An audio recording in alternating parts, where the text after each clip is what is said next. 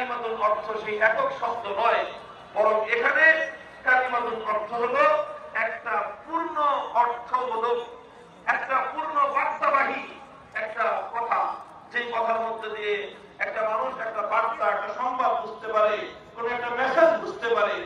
এরকম একটা পূর্ণাঙ্গ কথাকে কি বলা হয়? কালিমাতুল বলা হয়। এই শব্দে কালিমার ব্যবহার আছে। যেরকম বলা হয় কালিমাতুল তাহরীর, অর্থ হলো সম্পাদকের কথা।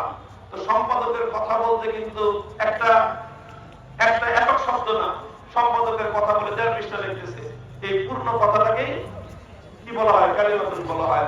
তো এখানেও কালিমাতান মানে হলো দুটি কথা, মানে এমন দুটি কথা যে কথাটা দুইটা কথাই পূর্ণাঙ্গ কথা।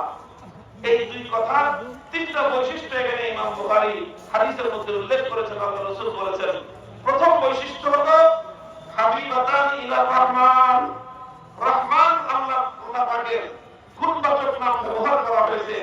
রহমান শব্দের অর্থ হলো সীমাহীন দয়ালু। হাবিবাতান মানে হলো